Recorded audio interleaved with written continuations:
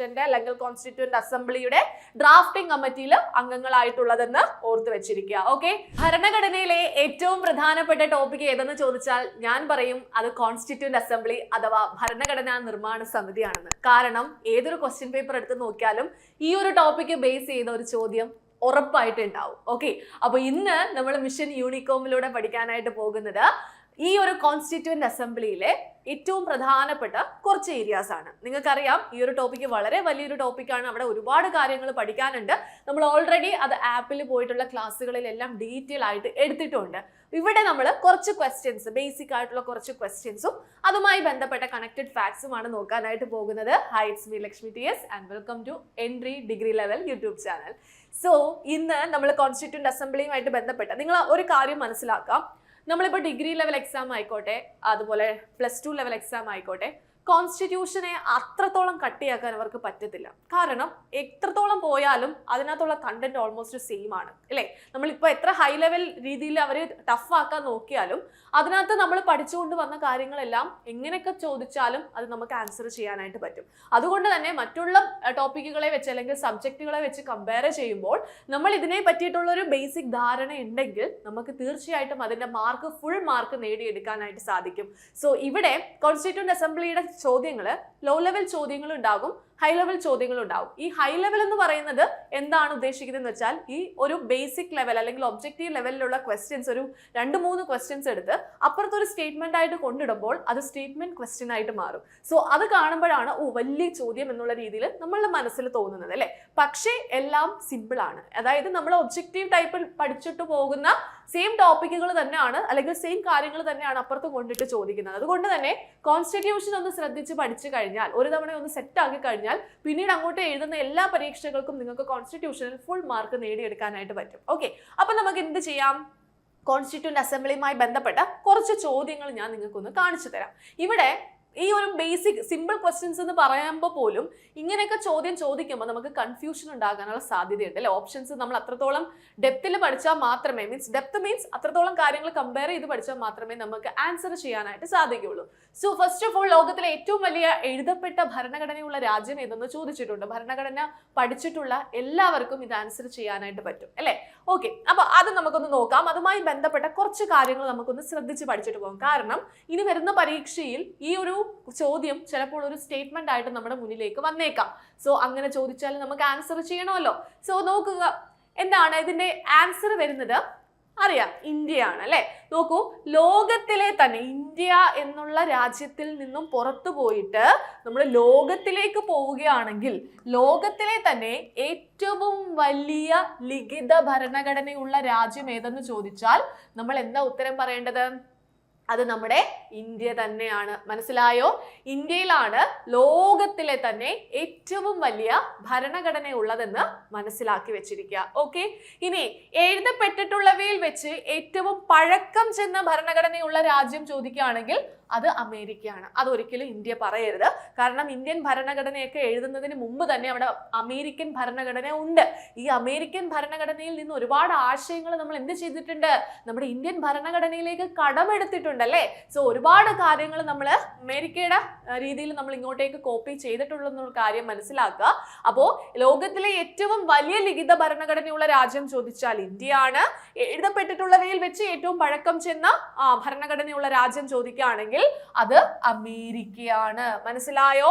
ഇനി അമേരിക്കൻ ഭരണഘടനയുടെ ശില്പി ആരാണ്? അമേരിക്കൻ ഭരണഘടനയുടെ ശില്പി ആരെന്ന് ചോദിച്ചാൽ അത് ജെയിംസ് മാഡിസൺ ആണ്. ആരാണ്? ജെയിംസ് മാഡിസൺ ആണ് അമേരിക്കൻ ഭരണഘടനയുടെ ശില്പിയായിട്ട് പറയുന്നത്. ഓക്കെ, നമ്മുടെ ഇന്ത്യൻ ഭരണഘടനയുടെ ശില്പി എന്ന് പറയുന്നത് ആരാണ്? അത് ഡോക്ടർ BR അംബേദ്കർ ആണ് അല്ലെ. ഇന്ത്യൻ ഭരണഘടനയുടെ ശില്പി ആരെന്ന് ചോദിച്ചാൽ ഡോക്ടർ BR അംബേദ്കർ ആണ്. അമേരിക്കൻ ഭരണഘടനയുടെ ശില്പി ആരെന്ന് ചോദിച്ചാൽ അത് ജെയിംസ് മാഡിസൺ ആണ്. ഓക്കെ, അങ്ങനെയെങ്കിൽ നമുക്ക് അടുത്ത ചോദ്യം നോക്കിയാലോ. ഭരണഘടനാ ഡ്രാഫ്റ്റിംഗ് കമ്മിറ്റിയുടെ അധ്യക്ഷൻ ആരായിരുന്നു? അതുപോലെ താഴെ പറയുന്നവരിൽ ആരാണ് ഇന്ത്യൻ ഭരണഘടനയുടെ ഡ്രാഫ്റ്റിംഗ് കമ്മിറ്റിയിൽ അംഗമല്ലാത്തതെന്നാണ് ചോദ്യം. കണ്ടോ, ഇതൊക്കെ കാണുമ്പോൾ എന്താ തോന്നുന്നത്?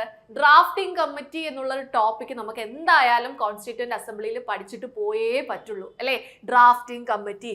ഈ ഡ്രാഫ്റ്റിംഗ് കമ്മിറ്റിയുമായി ബന്ധപ്പെട്ട നിരവധി ചോദ്യങ്ങൾ PSC ചോദിക്കാറുണ്ട്. സോ അതിൽ 2 എക്സാമ്പിൾസ് ആണ് ഇവിടെ കൊടുത്തിട്ടുള്ളത്. അപ്പൊ നമുക്കൊന്ന് നോക്കാം. ആദ്യം നമുക്ക് ഡ്രാഫ്റ്റിംഗ് കമ്മിറ്റിയെ പറ്റിയിട്ട് പഠിക്കാം, എന്നിട്ട് നമുക്ക് ഇങ്ങോട്ടേക്ക് വരാം. ഓക്കെ, അപ്പൊ നമുക്കറിയാം ഭരണഘടനയുടെ നിർമ്മാണവുമായി ബന്ധപ്പെട്ട ഓൾമോസ്റ്റ് ഒരു 22ഓളം കമ്മിറ്റികൾ ഉണ്ടായിരുന്നു. അതില് എന്താണ്, ഒരു 8 കമ്മിറ്റികളെ മേജർ കമ്മിറ്റി ആയിട്ടാണ് നമ്മൾ പറയുന്നത്, ബാക്കിയുള്ളതിനെ മൈനർ കമ്മിറ്റീസ് ആയിട്ടാണ് പറയുന്നത്. ഈ മേജർ കമ്മിറ്റീസിലൊക്കെ വെച്ച് നോക്കുമ്പോൾ ഏറ്റവും ഇമ്പോർട്ടന്റ് ആയിട്ടുള്ള ആ ഒരു കമ്മിറ്റി ഏതെന്ന് ചോദിച്ചാൽ അത് വേറെ ഒന്നുമല്ല, നമ്മുടെ ഡ്രാഫ്റ്റിംഗ് കമ്മിറ്റി തന്നെയാണ്. കാരണം ഭരണഘടന ഡ്രാഫ്റ്റ് ചെയ്യുന്നതിനുള്ള ഒരു കമ്മിറ്റിയാണ്, ഒരു ടീമാണത്. ഓക്കെ, സോ ആ ഒരു കമ്മിറ്റിയാണ് ഭരണഘടന നിർമ്മാണ സഭയിലെ ഏറ്റവും പ്രധാനപ്പെട്ട കമ്മിറ്റി എന്ന് പറയുന്നത്. ഇത് എന്നാണ് നിയമിച്ചത്? ഡ്രാഫ്റ്റിംഗ് കമ്മിറ്റി എന്നാണ് നിയമിച്ചത്? 1947 ഓഗസ്റ്റ് മാസം 29-ാം തീയതിയാണ് കേട്ടോ. 1947 ഓഗസ്റ്റ് മാസം 29-ാം തീയതിയാണ് എന്ത് നിയമിക്കുന്നത്? ഡ്രാഫ്റ്റിംഗ് കമ്മിറ്റിയെ നിയമിക്കുന്നത്. ഈ ഡ്രാഫ്റ്റിംഗ് കമ്മിറ്റിയിൽ എത്ര അംഗങ്ങൾ ഉണ്ടായിരുന്നു എന്ന് ചോദിച്ചാൽ മൊത്തത്തിൽ 7 അംഗങ്ങൾ ഉണ്ടായിരുന്നു. മൊത്തത്തിലാണ്, അതായത് അവിടുത്തെ ചെയർമാൻ ആയ ഡോക്ടർ BR അംബേദ്കറിനെയും കൂടെ ചേർത്തിട്ടാണ് നമ്മൾ എത്ര നമ്പർ പറയുന്നത്? 7 എന്ന് പറയുന്നത്. ഇനി നിങ്ങളോട് ചോദിക്കും BR അംബേദ്കറിനെ കൂടാതെ എത്ര അംഗങ്ങൾ ഉണ്ടായിരുന്നു എന്ന് ചോദിക്കുകയാണെങ്കിൽ, അല്ലെങ്കിൽ ചെയർമാനെ കൂടാതെ എത്ര അംഗങ്ങൾ ഉണ്ടായിരുന്നു എന്ന് ചോദിച്ചാൽ അവിടെ നമ്മൾ ഉത്തരം കൊടുക്കേണ്ടത് 6 എന്നുള്ള നമ്പറാണ്. മനസ്സിലായോ? അപ്പോ ആകെ അംഗങ്ങൾ എത്ര പേരുണ്ടെന്ന് ചോദിച്ചാൽ ആകെ അംഗങ്ങൾ 7 പേരാണ്. ചെയർമാൻ ആരാണ്? ഡോക്ടർ BR അംബേദ്കർ ആണ്. ഇനി അംഗങ്ങളുടെ പേര് വെച്ചിട്ടാണ് അവിടെ ക്വസ്റ്റ്യൻ ചോദിച്ചത് അല്ലെ? അപ്പൊ നമുക്ക് അംഗങ്ങളുടെ പേര് പഠിച്ചിട്ട് പോയേ പറ്റുള്ളൂ. ആരൊക്കെയാണ് അംഗങ്ങള്? KM Munshi, Muhammad Saadulla, Alladi Krishnaswami Ayyar, N Gopalaswami Ayyangar, BL Mitter, TP Khaitan. Okay, ഒന്നും കൂടെ. KM മുൻഷി ഉണ്ട്, മുഹമ്മദ് സാദുള്ളയുണ്ട്, അല്ലാടി കൃഷ്ണസ്വാമി അയ്യറുണ്ട്, N ഗോപാലസ്വാമി അയ്യങ്കാർ ഉണ്ട്. ഓക്കെ, BL മിത്തറും ഉണ്ട്, ഖെയ്ത്താനും ഉണ്ട്. Okay, KM Munshi, Muhammad Saadulla. അപ്പൊ എങ്ങനെ പഠിക്കാം? മുൻഷി സാധുവാണ്. ഓക്കെ, അല്ലെങ്കിൽ സാധുവായ മുൻഷി. ഓക്കെ, അല്ലെങ്കിൽ മുൻഷി സാധുവാണെന്ന് പഠിക്കാം. അപ്പൊ KM മുൻഷി, മുഹമ്മദ് സാദുള്ള. ഇനി 2 കൃഷ്ണന്മാരുണ്ട്, ഒരു കൃഷ്ണനും ഒരു ഗോപാലനും ആണ് അല്ലെ? അല്ലാടി കൃഷ്ണസ്വാമി അയ്യരും N ഗോപാലസ്വാമി അയ്യങ്കാരും. ഒന്നും കൂടെ, അല്ലാടി കൃഷ്ണസ്വാമി അയ്യരും N ഗോപാലസ്വാമി അയ്യങ്കാർ. 2 കൃഷ്ണന്മാര്, കൃഷ്ണനും ഗോപാലനും ഉണ്ടെന്ന് ഓർത്ത് വെച്ചിരിക്കുക. ഓക്കെ, മുൻഷി സാധു ആണെന്ന് ഓർത്ത് വെച്ചിരിക്കുക. ഓക്കെ, അതുപോലെ BL മിത്തറും ഉണ്ട്, TP ഖെയ്ത്താനും ഉണ്ട്. ഓക്കെ, BL മിത്തർ, മിച്ചർ എന്ന് ഓർക്കുക. മിച്ചർ ഖെയ്ത്താൻ, കഴിച്ചു, അങ്ങനെ എന്തെങ്കിലും ഒരു വാക്കുമായിട്ട് കണക്ട് ചെയ്ത് പഠിക്കുക. BL മിത്തറും TP ഖെയ്ത്താനും. ഓക്കെ, അപ്പൊ നിങ്ങൾക്ക് ഇതിനേക്കാൾ സിമ്പിൾ കോഡുകളൊക്കെ അറിയാമെങ്കിൽ ഒന്ന് കമന്റ് ചെയ്തേക്കണേ. ഓക്കെ, അപ്പൊ അംഗങ്ങൾ ആരൊക്കെയാണ്? KM Munshi, Muhammad Saadulla, Alladi Krishnaswami Ayyar, N Gopalaswami Ayyangar, BL Mitter, TP Khaitan. ഇത്രയും പേരാണ് നമ്മുടെ കോൺസ്റ്റിറ്റ്യൂഷന്റെ അല്ലെങ്കിൽ കോൺസ്റ്റിറ്റ്യൂന്റ് അസംബ്ലിയുടെ ഡ്രാഫ്റ്റിംഗ് കമ്മിറ്റിയിൽ അംഗങ്ങളായിട്ടുള്ളതെന്ന് ഓർത്ത് വെച്ചിരിക്കുക. ഓക്കെ, അങ്ങനെയെങ്കിൽ ഇനി ഇതിന്റെ ആൻസർ ഒന്ന് പറഞ്ഞേ. ഭരണഘടനാ ഡ്രാഫ്റ്റിംഗ് കമ്മിറ്റിയുടെ അധ്യക്ഷൻ ആരായിരുന്നു? Jawaharlal Nehru, doctor BR Ambedkar, doctor Rajendra Prasad, doctor S Radhakrishnan. ആരാണ് ഭരണഘടനാ ഡ്രാഫ്റ്റിംഗ് കമ്മിറ്റിയുടെ അധ്യക്ഷൻ? ആരാണ്? അത് നമുക്കറിയാം, option B, doctor BR Ambedkar ആണ്. ഈ പേരുകളൊക്കെ കാണുമ്പോൾ ഒരു കൺഫ്യൂഷൻ ഒക്കെ തോന്നും കേട്ടോ. അവിടെ നമ്മൾ വീണു പോകരുത്, തെറ്റിക്കരുത്. ഡോക്ടർ BR അംബേദ്കർ ആണ് ഡ്രാഫ്റ്റിംഗ് കമ്മിറ്റിയുടെ ചെയർമാൻ ആയിട്ടുള്ളത്. അടുത്ത ചോദ്യം എന്തായിരുന്നു? താഴെ പറയുന്നവരിൽ ആരാണ് ഇന്ത്യൻ ഭരണഘടനയുടെ ഡ്രാഫ്റ്റിംഗ് കമ്മിറ്റിയിൽ അംഗമല്ലാത്തതെന്നാണ് ചോദ്യം. ഓപ്ഷൻസ് നോക്കാം. BR Ambedkar, KM Munshi, Muhammad Saadulla, Jawaharlal Nehru. ആരാണ്? നമ്മൾ പറഞ്ഞു BR അംബേദ്കർ ഉണ്ട് അല്ലെ? നമ്മുടെ അംഗങ്ങളുടെ കേസിൽ പഠിച്ചപ്പോൾ നമ്മൾ അതിന് തൊട്ടു മുകളില് ചെയർമാനെ പഠിച്ചിട്ടുണ്ടായിരുന്നു. സോ അത് ആ ഒരു ഡ്രാഫ്റ്റിംഗ് കമ്മിറ്റിയിൽ അംഗമാണ്. ആര്? Doctor BR Ambedkar. ഇനി KM മുൻഷി ഉണ്ട് അല്ലെ? മുൻഷി സാധു ആണെന്ന് നമ്മൾ പഠിച്ചു. അപ്പൊ മുൻഷി ഉണ്ട്, സാധു ഉണ്ട്. അപ്പൊ ഇതിനകത്ത് ഇല്ലാത്തത് ആരാണ്? ജവഹർലാൽ നെഹ്റു ആണ്. സോ അതാണ് ആൻസർ ആയിട്ട് വരുന്നത്. മനസ്സിലായോടാ? ക്ലിയർ ആണോ? അപ്പോ ഇനി ഡ്രാഫ്റ്റിംഗ് കമ്മിറ്റി ചോദിച്ചാൽ നിങ്ങൾ ആൻസർ ചെയ്യുമല്ലോ അല്ലേ? ഓക്കെ, അങ്ങനെയെങ്കിൽ ദാ നോക്കൂ, ഇവിടെ TP ഖെയ്ത്താനും ഉണ്ട്, BL മിത്തറും ഉണ്ടെന്ന് പറഞ്ഞല്ലോ. പക്ഷെ ഇവിടെ പിന്നീട് ഖെയ്ത്താനു പകരമായിട്ട് ആര് വരുന്നു? TT കൃഷ്ണമാചാരി വരുന്നു. ഓക്കെ, മറ്റേത് അല്ലാടി കൃഷ്ണസ്വാമി അയ്യർ ആയിരുന്നു ഉണ്ടായിരുന്നത്. എന്നാൽ TP ഗെയ്ത്താന് പകരമായിട്ട് കൃഷ്ണൻ വരുന്നു, TT കൃഷ്ണമാചാരി വരുന്നു. അതുപോലെ മിത്തറിന് പകരമായിട്ട് ആര് വരുന്നു? N മാധവ റാവു വരുന്നു. ഓക്കെ, മിത്തർ മാധവൻ മാമായാണല്ലോ, അപ്പൊ മിത്തറിന് പകരമായിട്ട് മാധവ റാവു വരുന്നു. എല്ലാവരും കൃഷ്ണമയം അല്ലെ? ഇവിടെ കൃഷ്ണൻ, ഇവിടെ മാധവൻ, മറ്റടുത്ത് ഗോപാലൻ, പിന്നെ കൃഷ്ണസ്വാമി അയ്യർ അല്ലെ? ഓക്കെ, അപ്പൊ പിന്നീട് ഖെയ്ത്താന് പകരമായിട്ട് ആര് വരുന്നു? TT കൃഷ്ണമാചാരി വരുന്നു. മിത്തറിന് പകരമായിട്ട് ആര് വരുന്നു? N മാധവ റാവു വരുന്നു. അപ്പൊ നിങ്ങളോട് ഇങ്ങനെ ചോദിക്കും, ഡ്രാഫ്റ്റിംഗ് കമ്മിറ്റിയിൽ അംഗമായിരിക്കെ രാജിവെച്ച വ്യക്തി ആരാണ്? രാജിവെച്ചത് BL മിത്തർ ആണ്. ഓക്കെ, അപ്പൊ രാജിവെക്കുമ്പോൾ മിച്ചർ തിന്നിട്ട് എറിഞ്ഞിട്ട് ഞാൻ രാജിവെക്കുവാന്ന് പറഞ്ഞിട്ട് പോയെന്ന് ഓർത്ത് വെച്ചിരിക്കുക. ആ ചിത്രം നിങ്ങളുടെ മനസ്സിൽ വരിക. ഓക്കെ, ഇങ്ങനെ മിച്ചർ കഴിച്ചുകൊണ്ടിരിക്കുന്നു, ഞാൻ രാജിവെക്കുവാന്ന് പറഞ്ഞ് മിച്ചർ എറിഞ്ഞിട്ട് പോകുന്നു. ഓക്കെ, ഇനി ഡ്രാഫ്റ്റിംഗ് കമ്മിറ്റിയിൽ അംഗമായിരിക്കെ മരണപ്പെട്ട വ്യക്തി ആരാണ്? മരണപ്പെട്ടത് ആരെന്ന് ചോദിച്ചാൽ TP ഖെയ്ത്താങ് ആണ്. ആരാണ്? TP ഖെയ്ത്താങ് ആണെന്ന് ഓർത്ത് വെച്ചിരിക്കുക. മനസ്സിലായോ?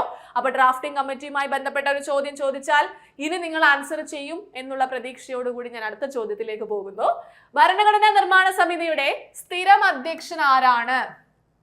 താൽക്കാലിക അധ്യക്ഷനും ചോദിക്കും, സ്ഥിര അധ്യക്ഷനും ചോദിക്കും, ഉപാധ്യക്ഷന്മാരെ ചോദിച്ചിട്ടുണ്ട്, അഡ്വൈസറിനെ ചോദിച്ചിട്ടുണ്ട്. അങ്ങനെ ആ ഒരു ആദ്യമായിട്ട് അഭിസംബോധന ചെയ്തത് ആരെന്ന് ചോദിച്ചിട്ടുണ്ട്. സോ ആ ഒരു കാറ്റഗറിയിൽ നമ്മൾ കുറെ പേരുകൾ പഠിക്കാനുണ്ട്. സോ അത് തിരിഞ്ഞു മറിഞ്ഞു പോകാതെ പഠിക്കുക എന്നതാണ് നമ്മുടെ മുന്നിലുള്ള അടുത്ത ടാസ്ക് കേട്ടോ. അപ്പൊ ശ്രദ്ധിച്ചിരിക്കുക, ഭരണഘടനാ നിർമ്മാണ സമിതിയുടെ സ്ഥിരം അധ്യക്ഷൻ എന്നാണ് ചോദ്യം. ഡോക്ടർ BR അംബേദ്കർ ഉണ്ട്, ഡോക്ടർ രാജേന്ദ്ര പ്രസാദ് ഉണ്ട്, ഡോക്ടർ സച്ചിദാനന്ദ സിൻഹ ഉണ്ട്, ജവഹർലാൽ നെഹ്റു ഉണ്ട്. എന്താണ് ആൻസർ ആയിട്ട് വരുന്നത്? അത് ഡോക്ടർ രാജേന്ദ്ര പ്രസാദ് ആണ് അല്ലെ? സച്ചിദാനന്ദ സിൻഹ ആയിരുന്നു താൽക്കാലിക അധ്യക്ഷൻ. സച്ചിദാനന്ദ സിൻഹ ആയിരുന്നു. ഡോക്ടർ രാജേന്ദ്ര പ്രസാദ് ആണ് സ്ഥിരം അധ്യക്ഷനായിട്ട് വരുന്നത്. ഓക്കെ, എങ്കിൽ നോക്കൂ, ആ സെയിം ഇത് തന്നെ ഭരണഘടനാ നിർമ്മാണ സമിതിയുടെ സ്ഥിരം അധ്യക്ഷൻ. നോക്കൂ, ആദ്യ ദിവസം തന്നെ സഭയുടെ താൽക്കാലിക പ്രസിഡന്റായിട്ട് തെരഞ്ഞെടുത്തത് ആരെയായിരുന്നു? അവിടുത്തെ ഏറ്റവും മുതിർന്ന അംഗം എന്നുള്ള രീതിയിൽ സച്ചിദാനന്ദ സിൻഹയായിരുന്നു എന്ത് ചെയ്തിരുന്നത്? ആദ്യത്തെ ആ ഒരു താൽക്കാലിക അധ്യക്ഷൻ എന്നുള്ള രീതിയിൽ തെരഞ്ഞെടുത്തത്. സ്ഥിരം അധ്യക്ഷനായി തെരഞ്ഞെടുക്കപ്പെട്ടത് ആരായിരുന്നു? ഡോക്ടർ രാജേന്ദ്ര പ്രസാദ് ആയിരുന്നു. ആരായിരുന്നു? ഡോക്ടർ രാജേന്ദ്ര പ്രസാദ് ആണ്. അപ്പൊ ആദ്യ ദിവസം തന്നെ സഭയുടെ താൽക്കാലിക പ്രസിഡന്റായിട്ട് തെരഞ്ഞെടുത്തത് സച്ചിദാനന്ദ സിൻഹയും സ്ഥിര അധ്യക്ഷനായിട്ട് തെരഞ്ഞെടുത്തു. അതിനുശേഷം ഓക്കെ, ഇത് ഡിസംബർ 6-ാം തീയതിയാണ് നമ്മുടെ ആദ്യത്തെ സമ്മേളനം നടക്കുന്നത്. കോൺസ്റ്റിറ്റ്യൂന്റ് അസംബ്ലി രൂപീകരിക്കുന്നത് ഡിസംബർ 6-ാം തീയതിയാണ്. അതിന്റെ ആദ്യത്തെ സമ്മേളനം നടക്കുന്നത് ഡിസംബർ 9-ാം തീയതിയാണ്. ഓക്കെ, ഡിസംബർ 9-നാണ് ആര് വരുന്നത്? സച്ചിദാനന്ദ സിൻഹയെ താൽക്കാലിക അധ്യക്ഷനായിട്ട് തെരഞ്ഞെടുക്കുന്നത്. അതിനുശേഷം ഡിസംബർ 11-ാം തീയതി ആയപ്പോഴത്തേക്കും സ്ഥിര അധ്യക്ഷനായിട്ട് ആരെ തെരഞ്ഞെടുത്തു? ഡോക്ടർ രാജേന്ദ്ര പ്രസാദിനെ തെരഞ്ഞെടുത്തു കേട്ടോ. അങ്ങനെ ഒന്ന് ഓർത്ത് വെച്ചിരിക്കണേ, ഡേറ്റ് ഒക്കെ ചോദിച്ചിട്ടുണ്ട് കേട്ടോ. ഓക്കെ, അങ്ങനെയെങ്കിൽ ആദ്യമായിട്ട് അഭിസംബോധന ചെയ്തത്, കോൺസ്റ്റിറ്റ്യൂന്റ് അസംബ്ലിനെ ആദ്യമായിട്ട് അഭിസംബോധന ചെയ്തത് ആരാണ്? അത് JB കൃപലാനിയാണ്. ആരാണ്? അത് JB കൃപലാനിയാണ് ആദ്യമായിട്ട് അഭിസംബോധന ചെയ്തത്. മനസ്സിലായോ? ആദ്യമായിട്ട് നമ്മുടെ ഭരണഘടനാ നിർമ്മാണ സമിതിയെ അല്ലെങ്കിൽ ഭരണഘടനാ നിർമ്മാണ സമിതി കോൺസ്റ്റിറ്റ്യൂന്റ് അസംബ്ലിയെ ആദ്യമായിട്ട് അഭിസംബോധന ചെയ്തത് ആരെന്ന് ചോദിച്ചാൽ JB കൃപലാനിയാണ്. ഇനി കോൺസ്റ്റിറ്റ്യൂന്റ് അസംബ്ലിയുടെ ഉപാധ്യക്ഷന്മാർ, അധ്യക്ഷനെ നമ്മൾ പഠിച്ചു, സ്ഥിര അധ്യക്ഷൻ ഡോക്ടർ രാജേന്ദ്ര പ്രസാദ് ആണെന്ന് പഠിച്ചു. ഇനി ഉപാധ്യക്ഷന്മാർ 2 പേരുണ്ട്. അതിലൊന്ന് HC മുഖർജി ആണ്. ഓക്കെ, HC മുഖർജിയും മറ്റേത് ആരാണ്? രണ്ടാമത്തെ ഉപാധ്യക്ഷനായിട്ട് വന്നത് VT കൃഷ്ണമാചാര്യമാണ്. ഓക്കെ, TT കൃഷ്ണമാചാര്യ അല്ല, VT കൃഷ്ണമാചാര്യാണ് ഉപാധ്യക്ഷനായിട്ട് വന്ന രണ്ടാമത്തെ വ്യക്തി കേട്ടോ. അപ്പൊ ഉപാധ്യക്ഷന്മാരെന്ന് പറയുമ്പോൾ 2 പേരുടെ പേര് പഠിക്കുക, HC മുഖർജിയും VT കൃഷ്ണമാചാരിയും. ഇനി സെക്രട്ടറി ആരായിരുന്നു? അത് HVR അയ്യങ്കാർ ആണ് കേട്ടോ. ആരാണ്? HVR അയ്യങ്കാർ ആണ് സെക്രട്ടറി. കോൺസ്റ്റിറ്റ്യൂന്റ് അസംബ്ലിയുടെ സെക്രട്ടറി ആരെന്ന് ചോദിച്ചാൽ HVR അയ്യങ്കാർ ആണ്. ഇനി ഉപദേശകൻ അഥവാ നിയമ ഉപദേഷ്ടാവ് ആരെന്ന് ചോദിച്ചാൽ ഓക്കെ, കോൺസ്റ്റിറ്റ്യൂന്റ് അസംബ്ലിയുടെ ഉപദേശകൻ അഡ്വൈസർ ആരാണ് അഥവാ നിയമ ഉപദേഷ്ടാവ് ആരെന്ന് ചോദിച്ചാൽ അത് BN റാവു ആണ്. ആരാണ്? BN റാവു ആണെന്ന് ഓർത്ത് വെച്ചിരിക്കുക. മനസ്സിലായോ? ഒന്നും കൂടെ പറയട്ടെ, ആദ്യമായിട്ട് അഭിസംബോധന ചെയ്ത് തുടങ്ങാം. നമുക്ക് തുടക്കത്തിൽ നിന്ന് വരാം, ആ പേരുകൾ നമുക്ക് ഓർക്കാം. ഫസ്റ്റ് വൺ എന്താണ്? നമ്മുടെ സ്ഥിരം അധ്യക്ഷനായിട്ട് വരുന്നത് ഡോക്ടർ രാജേന്ദ്ര പ്രസാദ് ആണ്. അതിനു മുമ്പ് താൽക്കാലിക അധ്യക്ഷനായിട്ടിരുന്നത് സച്ചിദാനന്ദ സിൻഹ ആയിരുന്നു. ഉപാധ്യക്ഷന്മാർ 2 പേര്, അതിൽ ഒന്ന് ആരാണ്? HC മുഖർജിയും മറ്റേത് VT കൃഷ്ണമാചാരിയുമാണ്. ഓക്കെ, ആദ്യമായി അഭിസംബോധന ചെയ്തത് JB കൃപലാനിയാണ്. സെക്രട്ടറി ആയിട്ടുണ്ടായിരുന്നത് HVR അയ്യങ്കാർ ആണ്. ദെൻ ഉപദേശകൻ അഥവാ നിയമ ഉപദേഷ്ടാവ് ആരെന്ന് ചോദിച്ചാൽ അത് BN റാവു ആണെന്ന് ഓർത്ത് വെച്ചിരിക്കുക. ഇനി ചീഫ് ഡ്രാഫ്റ്റ്മാൻ ആരായിരുന്നു? ചീഫ് ഡ്രാഫ്റ്റ്മാൻ ചോദിച്ചാൽ SN മുഖർജി ആണ്. മറ്റേത് HC മുഖർജി ആയിരുന്നു, ഇതാരാണ്? SN മുഖർജി ആണെന്ന് ഓർത്ത് വെച്ചിരിക്കുക. SN മുഖർജി. ചീഫ് ഡ്രാഫ്റ്റ്മാൻ ആരായിരുന്നു? SN മുഖർജി ആണ്. സ്പീക്കർ ആരായിരുന്നു? സ്പീക്കർ മാവിന്റെ മുകളിൽ സ്പീക്കർ വെച്ചതായിട്ട് ഓർക്കുക. GV മാവലങ്കർ ആയിരുന്നു. ആരാണ്? GV മാവലങ്കർ ആണ് കോൺസ്റ്റിറ്റ്യൂന്റ് അസംബ്ലിയുടെ സ്പീക്കർ ആയിട്ട് ഉണ്ടായിരുന്നത്. ഇനി കോൺസ്റ്റിറ്റ്യൂന്റ് അസംബ്ലിയിൽ ഉണ്ടായിരുന്ന മലയാളി വനിതകൾ ആരൊക്കെയെന്ന് ചോദിക്കാറുണ്ട്. ആരൊക്കെയാണ്? ആനി മസ്ക്രീൻ, അമ്മു സ്വാമിനാഥൻ, ദാക്ഷായണി വേലായുധൻ. ആരൊക്കെയാണ്? ആനി മസ്ക്രീൻ, അമ്മു സ്വാമിനാഥൻ, ദാക്ഷായണി വേലായുധൻ. ഇവരാണ് നമ്മുടെ കോൺസ്റ്റിറ്റ്യൂന്റ് അസംബ്ലിയിൽ ഉണ്ടായിരുന്ന മലയാളി വനിതകൾ എന്ന് പറയുന്നത്. എപ്പോഴും ചോദിക്കാറുണ്ട്, കാരണം ഇതിനകത്ത് നാലാമതായിട്ട് ഒരാളുടെ പേരിട്ട് കഴിഞ്ഞാൽ ഒരു ചോദ്യം ആയി കഴിഞ്ഞല്ലോ അല്ലെ. ഓപ്ഷൻസിനകത്ത് വലിയ ബുദ്ധിമുട്ട് വരത്തില്ല. നിങ്ങളെ കൺഫ്യൂഷൻ ആക്കുന്ന ഓപ്ഷൻ വരും. ആനിയും അന്നാചാണ്ടിയും അമ്മു സ്വാമിയും ഒക്കെ പല പല പേരുകളൊക്കെ നിങ്ങളുടെ മുന്നിൽ വരും. സോ അവിടെ വീണ് പോകരുത്. ഓക്കെ, അങ്ങനെയെങ്കിൽ നമുക്ക് അടുത്ത ചോദ്യത്തിലേക്ക് പോയാലോ. ചോദ്യം ഇതാണ്: ഭരണഘടനാ നിർമ്മാണ സഭയുമായി ബന്ധപ്പെട്ട ശരിയായ പ്രസ്താവനകൾ ഏതെന്നാണ് ചോദ്യം. സോ ഇങ്ങനെ കണ്ടാൽ നമ്മൾ മാർക്ക് ചെയ്യും. ഓക്കെ, അങ്ങനെയെങ്കിൽ ക്യാബിനറ്റ് മിഷന്റെ ശുപാർശ പ്രകാരം സ്ഥാപിക്കപ്പെട്ടു. ലക്ഷ്യപ്രമേയം അവതരിപ്പിച്ചത് ജവഹർലാൽ നെഹ്റു ആണ്. ആദ്യ സമ്മേളനത്തിൽ അധ്യക്ഷത വഹിച്ചത് ഡോക്ടർ രാജേന്ദ്ര പ്രസാദ് ആണ്.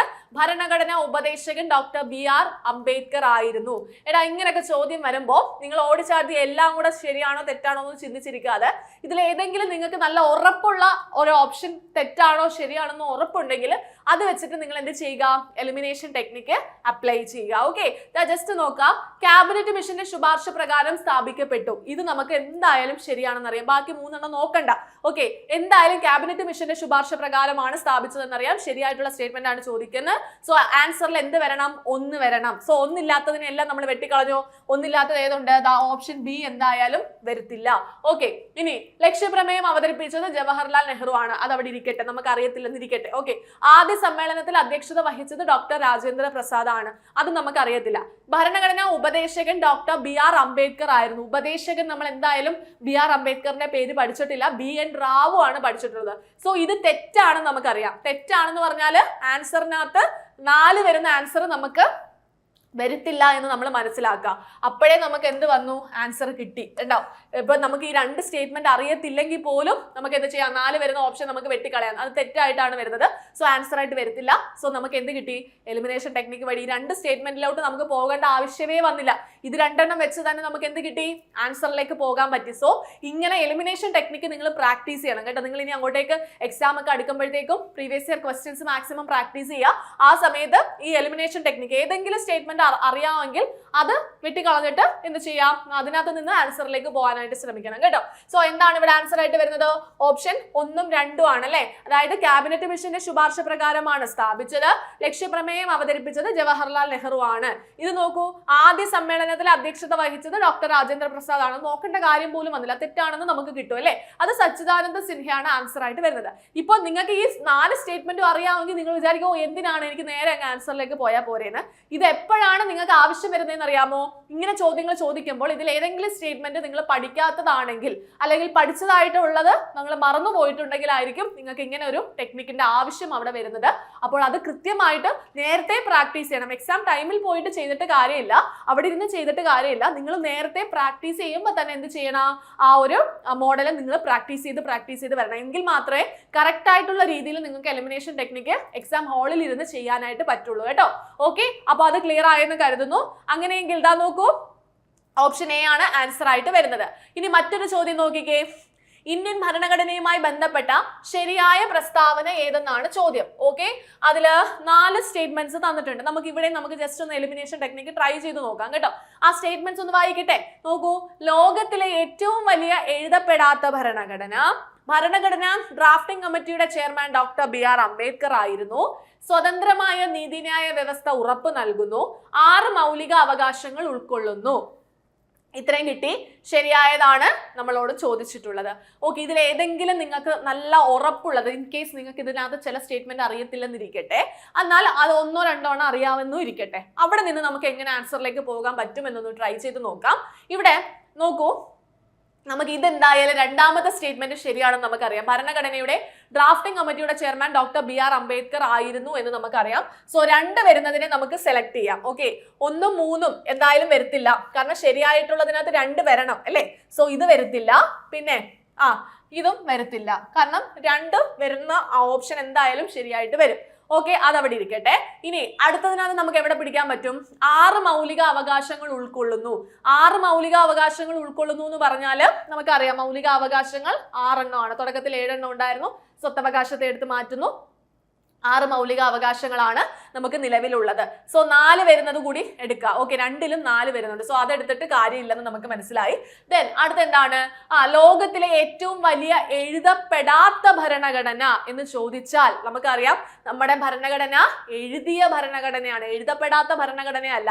നമ്മുടെ ഭരണഘടന എന്ന് പറയുന്നത് ലിഖിത ഭരണഘടനയാണ് അല്ലെ, റിട്ടൺ കോൺസ്റ്റിറ്റ്യൂഷൻ ആണ്. സോ ഇത് തെറ്റായിട്ടുള്ള സ്റ്റേറ്റ്മെന്റ് ആണെന്ന് നമുക്കറിയാം. ലോകത്തിലെ ഏറ്റവും വലിയ എഴുതപ്പെടാത്ത ഭരണഘടനയല്ല, എഴുതപ്പെട്ട ഭരണഘടനയാണ്. സോ എന്ത് വരത്തില്ല?